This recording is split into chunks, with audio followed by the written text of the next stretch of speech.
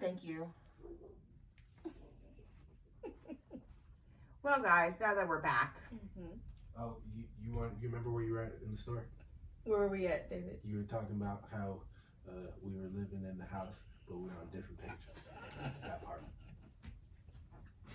Dear David, I hate your stinking guts. As David just said, we were living in the house and we were doing two separate things. Mm-hmm. David was dating and living and... Hey. Wow, that's deep. Yeah, when I say we were two different pages, we were in two... And I was just like focused on me and Danny and Michaela. Okay. I wasn't worried about nothing. I didn't give a fuck what he was doing. And then I found out that I was pregnant. And so I told Alex is like, all right, I'll go with you. I went back and I went to the doctor and she's like, well, let's do another ultrasound. And by this time, I'm like 11, 12 weeks. I'm almost out of my fucking first trimester. Yeah. Oh my gosh. All of this happened. It didn't feel like it happened, like it was this long apart. It was, but it was quick. Yeah. And so one day it's January something, early January 7th. I had the miscarriage on January 8th. No. Yeah. That's today. So I had David and I get into it. He's gone and he calls me and we're arguing back and forth. And I'm supposed to be starting work the following Monday. At this point he knew? He knows. Okay. So we're arguing back and forth. And I'm like, listen, I don't give a fuck what you do. This is what I'm doing. I decided I'm going to have this baby. And if I have to do it by myself, I'm going to do it by myself. I don't care. And so I'm working at KinderCare and at the school district. And I'm going to work. This is my last day at KinderCare because school starts. Okay. So I drive down and I'm emotional. And I'm just like, all right, Jesus, I am going to have this baby. I'm going to do it. And Dave and I are arguing again on the freeway. And then I get to KinderCare and I get it, like right before your period starts, you kind of feel discomfort. Mm-hmm. I kind of felt discomfort. And then I stood to get out the car and blood comes out. And I melt. And I pick up Danny and I run her inside. And I mean, like, I have on light jeans. When I say you can see all the blood in the front of my pants, it was like a fucking movie. Like, it was the craziest thing. No. It was the craziest thing that I experienced. And I run in and I tell my boss, I need you to take Danny. I cannot work. I think I'm having a miscarriage. And I think I'm bleeding and I'm pregnant. I hadn't told anybody I was pregnant. Yeah. And so she's like, well, Dan, don't worry. It's like people bleed when they're on there. And I'm like, no, I got to go to the hospital. Yeah. David had just got home. He had just picked up Michaela. And I went to the nearest hospital. I went to the hospital where I had Danny at. And there was like a 2-hour wait. I ended up waiting for like 4 hours.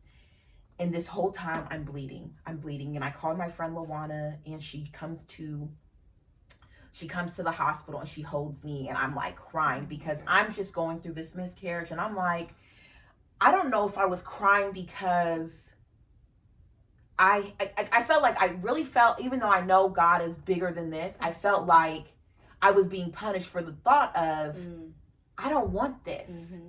And then I'm like, God, I repented. I said I was going to have this baby. I said I wanted this. And I sat there and I was bleeding and I was bleeding. Finally, David comes and he's so supportive. He's being who I know him to be. Mm-hmm. And we finally get to the back and they're like, no, your levels are fine. You're fine. Wow. Everything's okay. And I'm like, great. Wow. Everything's okay. And they told me, we don't have to give you the shot. Like I guess there's a shot to help you. I don't know. Mm-hmm. And I'm like, oh, great. And she says, you're fine. You're pregnant. Your baby is fine. You're 2 weeks out before your first trimester is done. Like, wow. You're golden. And I'm like, great. This is great. And David's kind of looking like, nigga, did you just decide to have a baby and didn't really include me? And I didn't give a shit. I'm like, wow. Okay. And we left and we got Little Caesar's Pizza. And it was very quiet ride because I had made this really big decision. And he knew that I wasn't changing my mind. Yeah. And then around 12 a.m., I start like, I'm like uncomfortable. I start getting uncomfortable. I had a C-section with Danny. I didn't have no pain with Danny. I didn't have a Braxton Hicks. I didn't have nothing. When I labor, I had an epidural and I was allergic to the epidural. Like, that was the biggest effect of me during pregnancy, was that they gave me Benadryl. And it's only 1% of people that get allergic to it. Yeah. I'm the 1%. And so I'm like laying in the room and I start like rolling and I start like, I'm in like pain and I'm like, and so now I'm like balled up in this ball on the bed and David's like, what is wrong with you? And I'm like, my stomach is killing me. Like, my stomach hurts. I feel terrible. He's like, man, you gotta go back to the hospital. We gotta go back to the hospital. Like, we gotta go now. And I said, well, let me go use the bathroom. Let me go use the bathroom one more time and then we can go. The last thing the doctor said to me before we left the hospital was, I think that you're fine. It looks good. But in the event that it switches, blood clots, I think she said blood clots sink, tissue floats. And she said, so, and I said, well, I'm fine. Yeah. And I sat on the toilet and unknowing to me, your body just does. I always tell women that are pregnant, like, your body knows what to do when you're pregnant. Like, you know what to do. And unknowing to me, I'm now like gonna pass this baby. Yeah. And as soon as I remember when I had Danny, when they cut the umbilical cord, I remember feeling not sick anymore. I was sick my whole pregnancy. I threw up every single day. I lost 21 pounds. I didn't gain any weight with Danny. Wow. And I remember as soon as the baby comes out, or whatever you want to call it, comes out, I'm no longer sick. I no longer feel any pressure, no nothing. And I tell David, I'm like, I'm not pregnant anymore. And he's like, what? And I turn around and I'm like, go get me a glove. And we got a glove and we took everything out. And so all this to say, like, miscarriages are those things that, like, I don't know if men get it. Yeah. I don't know if men get I was so sick after. I mean, how can they? They don't even understand when we're pregnant. You know, the full term, let alone going through a miscarriage. It was, I believe, I always tell people, I think I just told you today, I do not want another baby. Yeah. I believe that it's the fear of ever potentially having to go through another miscarriage. Yeah. It is not in me to ever have to go through that again. That was intense. It was intense. That wasn't like, I mean, my experience I feel was intense too, but nothing like how you just described it. So you said you didn't know that you were having the miscarriage? I didn't know. So same thing like as you, like everything was fine. My levels were good. Like, I had a due date. Like I had my appointment scheduled and all of that. So but you know how you just kind of know, you feel something is wrong. And it's so funny because when I was pregnant with Leah, I thought the same thing. I was 18. So of course I didn't know, what that's supposed to feel like, but I thought I was miscarrying with her. And I wasn't. Here's Leah. Thank God, right. Right. And so with this one, I kind of was feeling that same way. Like, what's going on? Like something just doesn't feel right. And I was cramping. I was spotting. I wasn't bleeding like you. And so, but when I finally went to the doctor again, I had another checkup. They told me, my levels were dropping, but they were like, well, we can, but like it's okay, like, let's go home. And like, yeah. So I'm like, okay. And I just remember just kind of going through that whole thing. I was at home, and I was going through this by myself. He wasn't there. I was just, my mom was there. Did that make you girl? Yeah. Okay. So so for people that don't know my question, did that make you feel some kind of way about him? Heck yeah. I was livid. Like, right. You're out here living your best life. Like I said, it was spring break or something, a trip or something with the guys. And so I'm like, you got the nerve to not be here with me, and I'm going through this. And, to him, just kind of like nonchalant, like, whatever, like, you'll be okay. And I'm like, no, like, this is not okay. Yeah. Like, what you mean? So that part of it was really difficult. but yeah, and I did the bleeding out and all of that. My periods have always been heavy, and they still are. So it kind of just felt like that, like a really heavy uncomfortable period. And yeah, then it happened, and then I think once I realized like, okay, it's happening, and then it's over. It was almost like a sigh of relief. You know what I mean? And so I remember going to church and just kind of praying and just kind of surrendering everything to God, and really feeling like, okay, at the end of the day, like God knows best. Like maybe this was in my head, this was my plan to maybe and God have this had baby. something that Yeah, or even my plan to abort this baby. Like I said, I had the appointment, you know what I mean? And you know, I think God knew, like, you don't have to make this decision. Let me make this decision for you. And that's how it happened, and that's how it played out. And so I look at it like that. Like God knew that I didn't want to play him in that situation. So I'm a strong believer of everything happens for a reason. Facts. And so I really truly believe that happened for a reason. You know what I mean? And if we look back now he's married, and you know, now him and his wife just had a baby 6 months ago, and I'm happy for them. You know what I mean? Yeah. We're this one big, happy, blended family. You know what I mean? In the moment, couldn't nobody tell me anything. You know what I mean? Yeah. Girl. But now looking at it and me maturing from that situation, it definitely was a turning point for me. And, you know, when I did miscarry, we broke up shortly after that. And so we kind of he did his thing and I did my thing. And, you know, things happen for a reason. That's right. You know what I mean? So I think what's interesting is, like you said, you went to church, and I remember going to church after my miscarriage, and I sat next to Destiny. I think I told them, I think I posted it, then I took it down. I remember seeing a post about it.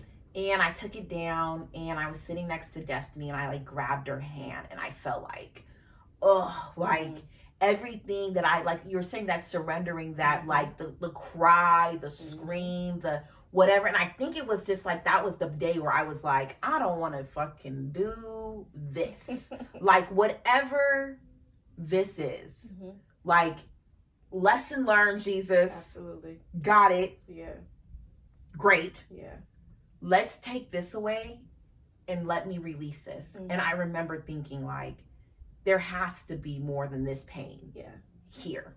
Because that was something, I think, because once you have a baby, once you give birth and you have a child, you know what that, like, it makes life and death so real. Yeah. And I think once you go through a miscarriage, you realize, like, this is real. Yeah. But now, retrospect, you know, thinking back, whatever the word would be, I think, as I would have been so happy with another baby.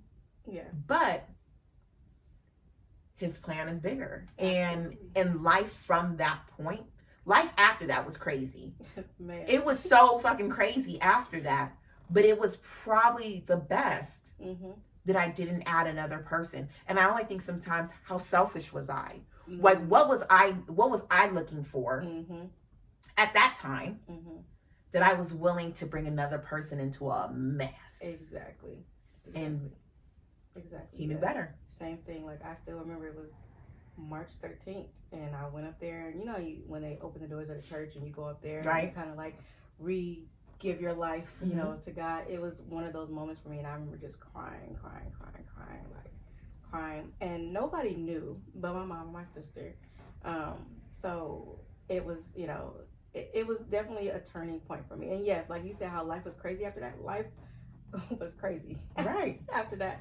Like, I still graduated. I still walked across that stage. But after that, I was just like, I think that gave me the courage to be me and, like, for lack of better words, like, not give a fuck. Yeah. You know Unapologetically. I mean? Yeah. So I was like, you know what? I'm just going to do me. And I did just that after that. And so do you feel like, God, I feel like people are so sensitive now, so you have to kind of watch what you say. Yeah. Do you feel like the miscarriage was like an opening to, I don't want to say to great things, but do you feel like it put things into a perspective for you where you could like live the way that you needed to. Absolutely, it did, absolutely. And I say that because after that, I really had a feeling of not caring what people thought, not caring. I always kind of felt like I was put on this pedestal by my family, so not caring about that.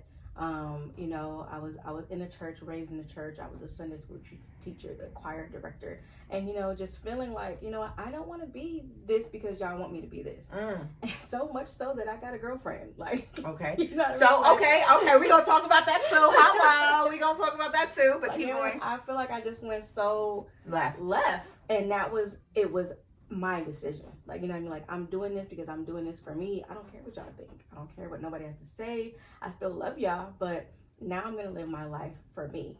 And that was still, I think, still too based out of hurt. I was still hurt, you know what I mean? After that came, I had a nephew that was born the same time around my baby would have been born. So that cut me deep than I would have ever even imagined. Parallels. Jessica's little sister Pooh, we were pregnant at the same time. Wow. And when I wouldn't hold her son for so long because it just was like, ooh, and and it's not like a hate type of like hating against her. It's like what made God say yes to you and no to me. Exactly. And that was the thing for me. And when I held Kai for the first time, I cried. Oh. I cried. And she's like, it's okay. She cried with me like, it's okay. And I cried because I'm like, okay, God. Like, and it took me so long to hold him. Yeah. To hold him and to just like love on him. Even though I loved him, even though I loved looking at his face and I bought him a gift and it was so many great things about this baby being here. But when I held him, it was the reminder of he told me no. Exactly. You told me no. Same. And it was such a miracle that this was happening. This was my nephew that was born was my my brother's son. Okay. His wife's son. And so it just how that all kind of came together was just was a blessing. You know? Right. It was literally a blessing how this happened, and she couldn't have babies. You know what I mean? And so it was just like, wow. But at the same time, like still feeling like that, like God, like why didn't you know, like why not me? Yes. So still feeling, and I don't know if that comes from a selfish point. I guess maybe it does, but who's to say? You know, but is it bad? Is it right? Is it bad? It's not saying that I don't love her and I don't love him and I don't love the baby. I love them. Yeah. But is it? I feel like if people are like, oh, you're not supposed to question God. You're not supposed to ask him why. Who else do I ask? Exactly. Who else am I going to ask? He is the perfect person for me to question why. Yeah. So he's the perfect person. Yeah. So it was hard, but it was, it put things in perspective. Right. And like you said, for me, it was just like it pushed me in a direction where I needed to go. You know what I mean? So like I said, I believe everything happens for a reason, and it definitely pushed me in that direction where I needed to go.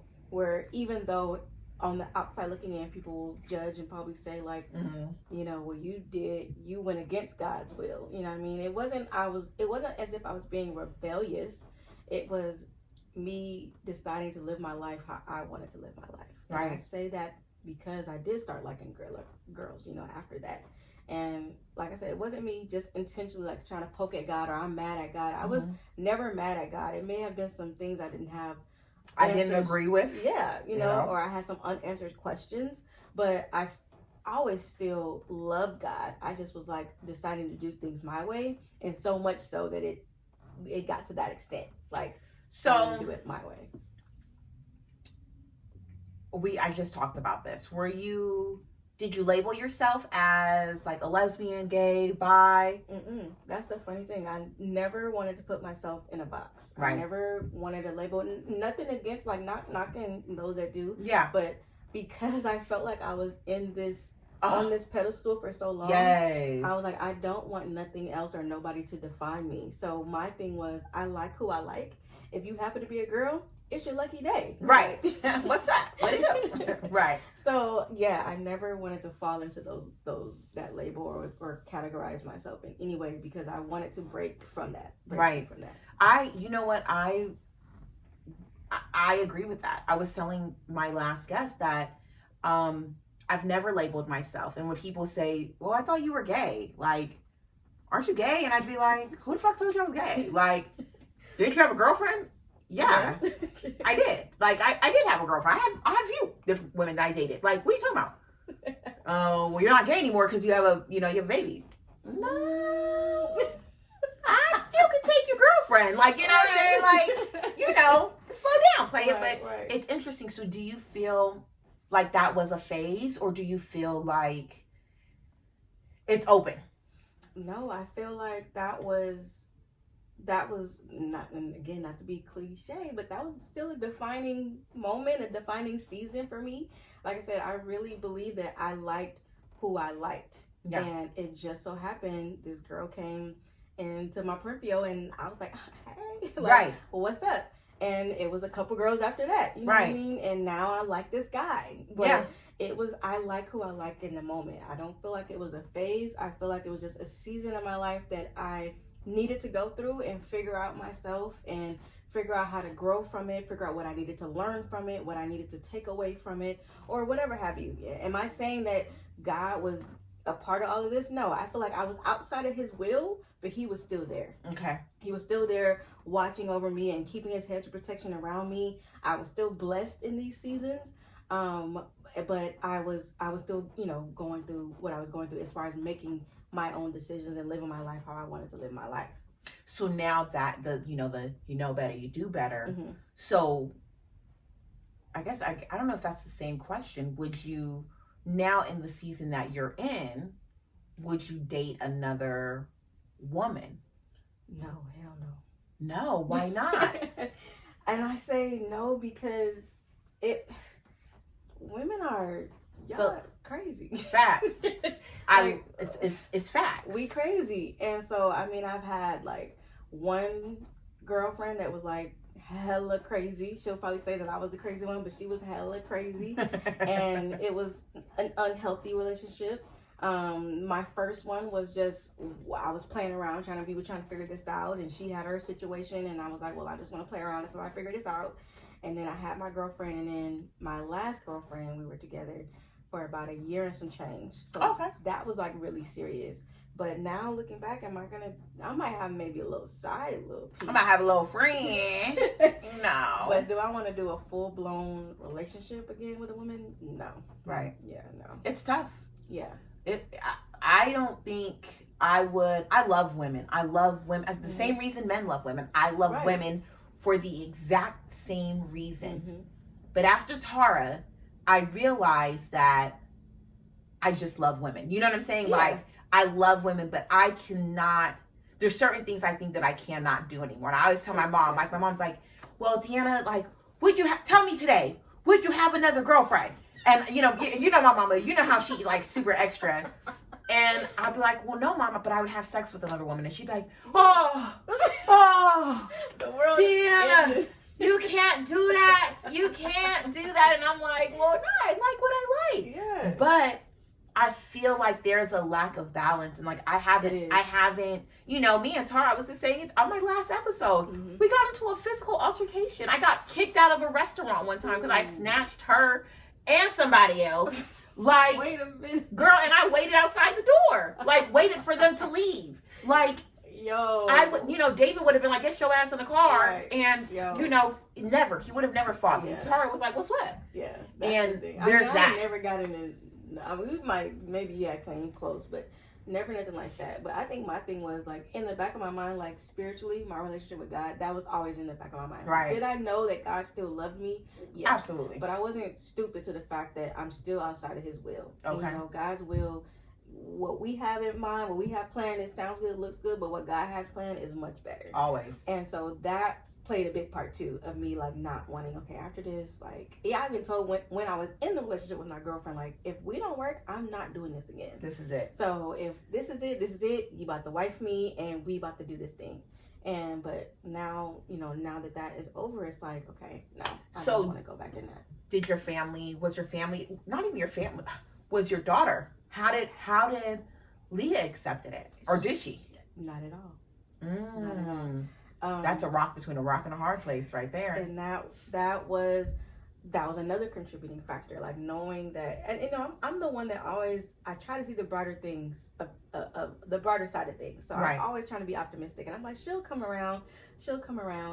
But it was hard being in that relationship. Leah didn't know the full extent of what it was, and I didn't throw it in her face. Luckily, my girlfriend lived out of state, Okay. so that worked. But Leah did not like it. She loves the LGBTQ community, but her mom liking a girl, it was like an absolutely no.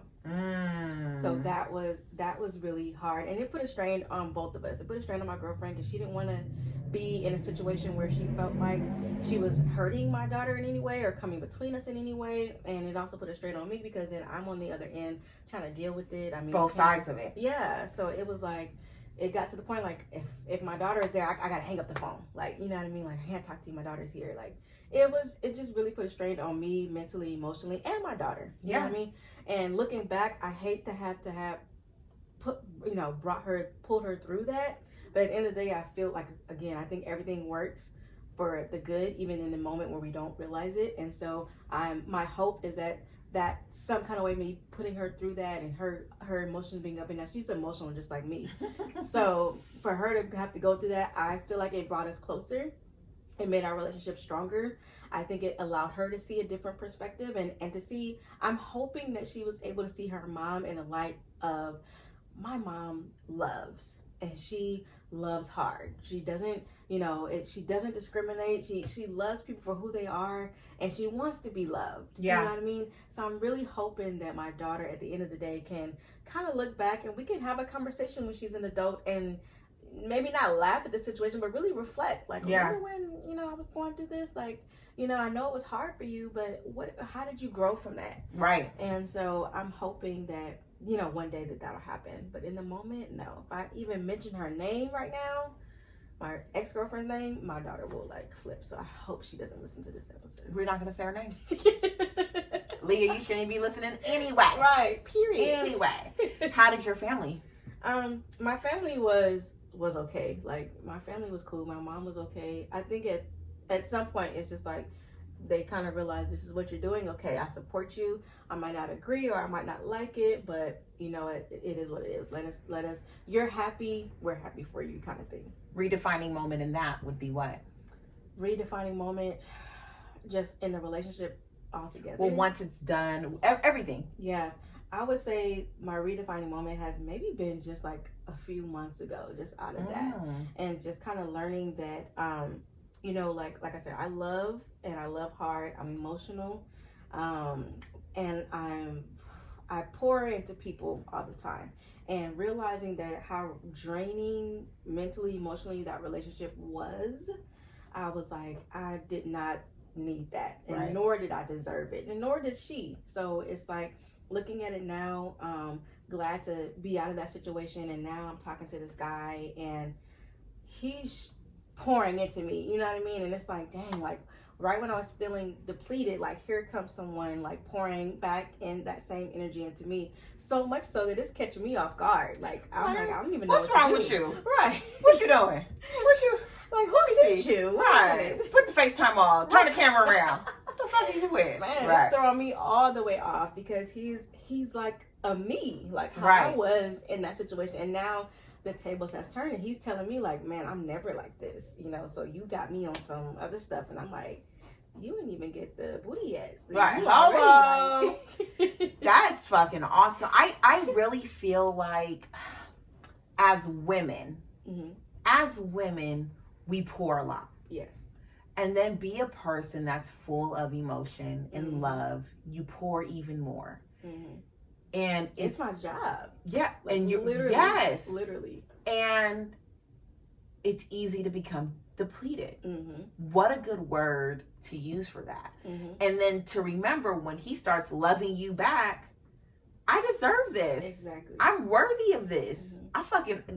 I paid my dues for this. Absolutely. Come on, Jesus. I done had enough bad ones. You let him shower me in this. Absolutely. And it's hard to see it that way when you're in the moment. You know what I mean? When you're in the moment and it's something new and it's something I have to adjust to. Like, I've only been out of this relationship, my last relationship, since August. So, you know what I mean? So it's definitely an adjustment for me. And And now it's a male, it's a guy. Right. So now I'm like, I haven't been with a guy in like 3-4 years. You know what I mean? And so, everything is different about a man. Exactly. So it's like trying to kind of get back into like, okay, what this feels like, and feeling comfortable, and like, okay, like, and feeling too that I can just take my time.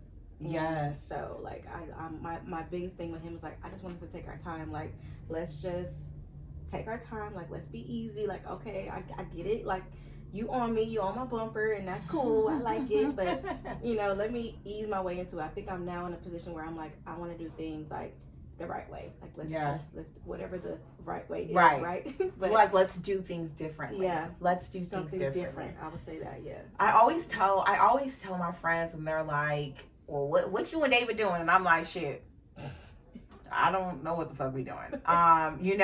But I always say, if I'm to ever date again, if I ever step out and start dating again, it has to be different. Yeah. It has to be different. I've added value to myself. I know who I am. It has to be different. Absolutely. The woman David got at 21 is not the woman he's in front of at 31. If there's another person after David, he is not going to get anything outside of who I am at 31. Absolutely. Like, the bar is set. Man. Like, the bar is high. And like you said, like, I just feel like I deserve more. And not shade to David or shade to Tar or anybody. Exactly. I just know that I deserve more now. So that's it. Yeah. There is no other way around that. Yeah, absolutely. It's funny, he texted me earlier saying the same thing, like, let's do things differently this time. Like, let's do things differently. Let's enjoy each other. Like, this, that, and the third. And I'm like, you know what? All right. Like, show me. You know what I mean? I'm big on, like, actions speak. So it sounds nice. Everything sounds nice. Girl. But, like, show me what's up. So, yeah, it's definitely been crazy. Like, I would say these last 6 months hasn't been crazy. So from going from the breakup and, starting my nonprofit, finishing my book, working on my women's networking group with my cousin, like, everything has just shifted in my life within the last, and I feel like has like skyrocket, like taken off. And I'm just like, wait, I'm trying to catch up. Like, like, what's going on, Lord? Like, wait a minute. Like, I'm trying to catch my breath and really catch up to everything that's going on. So it's definitely been, I always say it's been crazy. Like, this is crazy. But it's such a blessing. Yeah. So you said you have a nonprofit. Yes. You have a women's group. You have your book. Tell me a little bit about those things before we get ready to shut it down. Okay, so my nonprofit, The Garden was a vision that came in like 2018. And I knew I always wanted to run, I didn't know I always wanted to, but at the point where I was at this time in my life, I wanted to run my own group home. I was working at a group home and I was like, I can do this, but I can do it better. They weak. Like, no shade against them, but that's how I look at things. Even before I got into my field and being pregnant and being on CalWorks and like all that, I was like, I can do this better. Like, my worker UPSing right now. Right. And that's why I went to my field, you know what I mean? And so, but anyway, like, the garden is like my baby, and I just wanted to be able to give back. I wanted to be able to support the foster youth. I love that population. And they're so vulnerable, you know what I mean? And they need, like, it's needed. And so initially the garden was, it came about because I wanted to do the group home thing, but I also wanted to like give back to my community as well, and also be able to reach youth at risk youth in the community. So when I first started, like in June, I was like, I don't have a home to have a group home.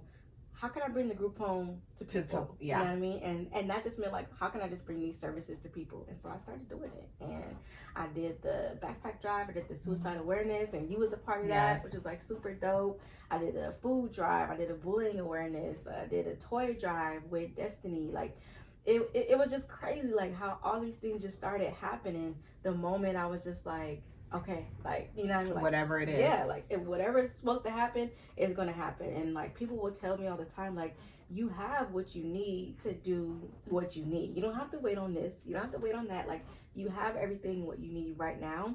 Just go do it.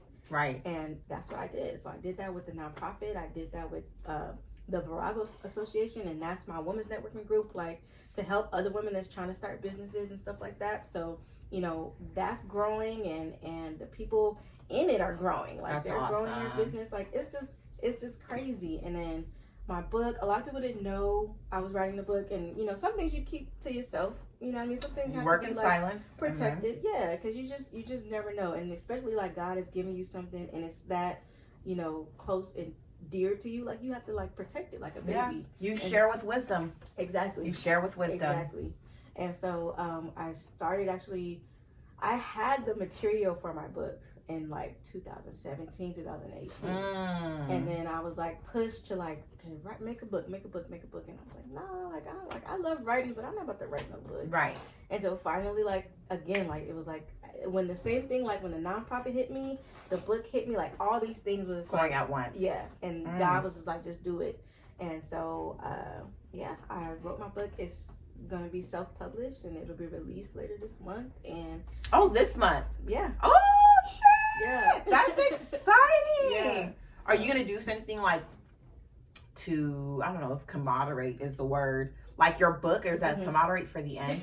You know, I don't fucking know. Are you going to do like a book opening? Right, I don't know what the fuck. Shit. Yeah, so Crooked Path is so crazy. I feel like as we been talking from beginning till now, I feel like that Crooked Path like does that too. Like, Okay. you know, it starts from like, you know what I mean, like my experiences and my journey and my flip-flopping, so to speak, like with my spirituality.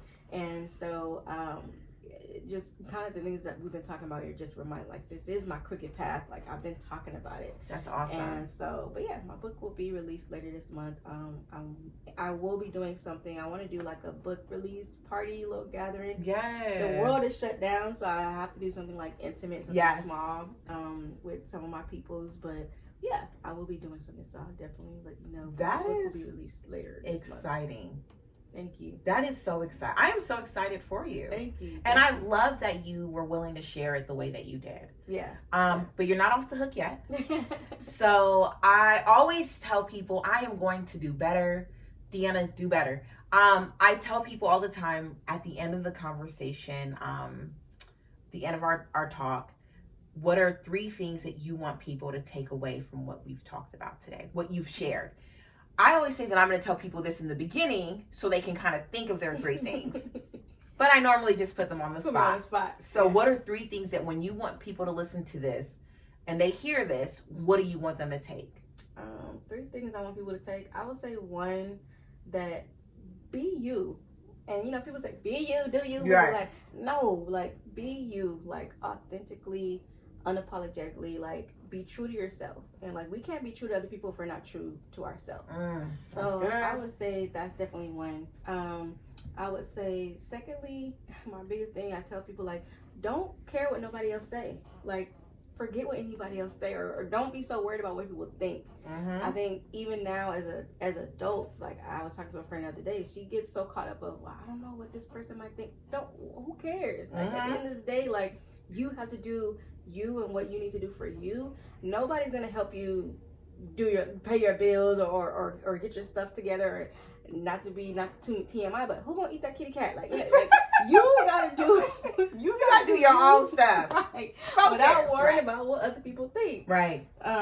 So be you. Don't worry about what people think. And 3, I would say, like follow like whatever that inkling is within you. I'm not going to say the Holy Spirit because it might not be the Holy Spirit for everybody, but whatever that little inkling, whatever that deep down in your bones, like you feel that in your voice, core, to do something, do it. You know what I mean? It's there for a reason.